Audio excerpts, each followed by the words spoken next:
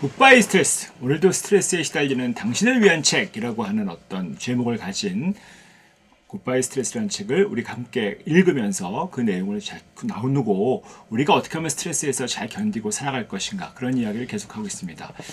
특히 요즘에 어떤 대인관계, 그런 관계에서의 스트레스를 어떻게 해결할 것인가 하는 말씀을 좀 드리고 싶은데요.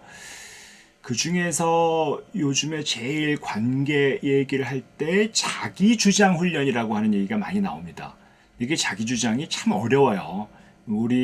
특히 우리나라에서는 내가 내 의견을 자꾸 주장을 하면, 쉽게 얘기하면 좀 싸가지 없는 사람이라는 얘기를 많이 듣거든요. 그래서 이제 그거를 싸가지 없는 사람이라는 걸로 낙인이 박히지 않으면서 자기가 원하는 자기주장이라는 게 내 마음을 솔직하게 내 욕구, 감정을 표현하고 내 의견이라 믿음 같은 거를 전달할 수 있는 능력이거든요. 이게 참 쉽지가 않습니다. 우리가 보통 그러면 어떤 대화의 어떤 것들이 어떤 형태가 있는지 보면, 하나는 굉장히 공격적이죠. 아주 상대를 존중하지 않고 아주 세게 얘기하는 거를 공격적 소통이라고 얘기하는 거고, 그 다음에 반대로 수동적 소통이 있어요. 나를 존중하지 않는 거고. 근데 그 중간이, 그러니까 상대도 존중하고 나도 존중하면서 자기가 원하는 것들을 얻어내는 그런 것들이 자기 주장이거든요. 그래서 수동과 공격과 자기 주장 훈련이 할 수 있는데, 보통 이게 정해져 있어요. 공격적인 사람은 늘 공격을 하고, 또 수동적인 사람은 늘 수동적으로 하고, 그 중간을 택해서 만들어 나가기가 참 어렵거든요. 그래서 예를 들면 주말에 우리 오랜만에 휴가 가기로 했어요. 남편하고 어디 놀러 가기로 했는데 시어머니가 전화가 오신 거예요. 주말에 나 너네 집에 잠깐 가려고 그런다. 그러면 공격적으로 반응하려면 어머니 여기 왜 오시는 거예요? 저희 일정도 없는데 미리 조율하지 않으시고 하면서, 이게 굉장히 어머니에 대해서 시어머니에 대해서 공격을 하는 거죠. 사실 그러고 나면 시어머니도 마음이 상할 거고, 나도 공격을 하고 났지만 사실 시어머니한테 얘기하고 나서 마음이 좋지는 않을 거 아니에요. 그 다음에 어떤 분은 또 굉장히 수동적으로 자기가 얘기했던 내용들은 저기 마음속에 있는 얘기를 전혀 하지 못하고 그냥 네 알았어요 어머니 그렇게 하세요 라고 되는 거죠. 이게 수동적으로 하면 자기 의견을 존중하지 않는 게 돼버리는 거고, 공격적으로 하면 시어머니라고 하는 타인을 존중하지 않는 게 돼버리는데, 그럼 거기서 자기 주장을 어떻게 할 것이냐, 이게 참 어렵거든요. 자칫 얘기를 잘못하면 어머니 저희 남편하고 이렇게 정말 얼마 전에 예약을 하고, 그러면서 아주 부드럽게 내가 요번 주말에 좀 곤란하다, 사실은 나는 요번에 휴가를 꼭 가고 싶다라는 얘기를 해야 되는데, 그게 공격으로 가거나 수동으로 가거든요. 그래서 이제 그것들을 어떻게 만들어 나갈 것인가 하는 이야기들을 우리가 배우고, 그게 이제 자기주장 훈련이라고 볼 수 있습니다.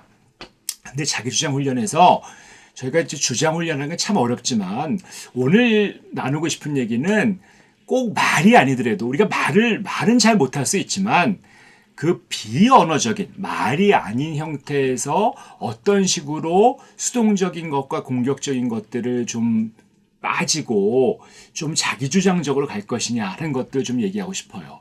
예를 들면 아주 비언어적인 게, 수동적인 경우라면 어떤 다른 사람하고 얘기할 때 눈 맞추면 안 하죠. 시선을 피하는 거예요.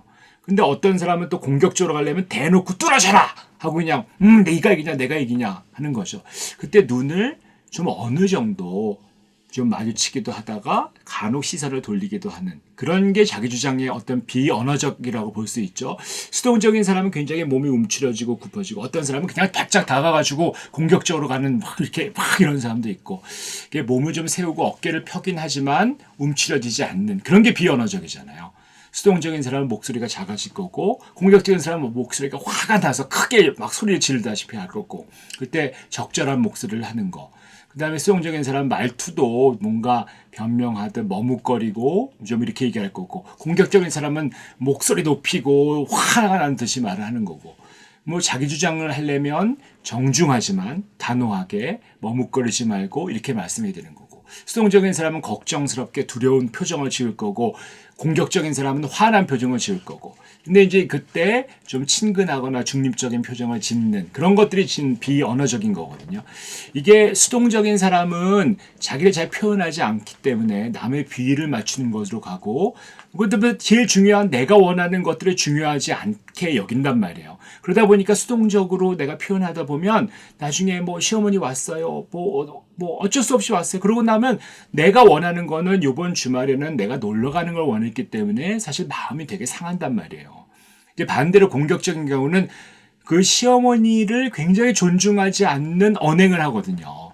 그리고 내가 이겨야 되겠다라고 얘기하기 때문에 내가 꼭 정치해야 돼 이런 식으로 가기 때문에 싸움이 될 수밖에 없단 말이죠.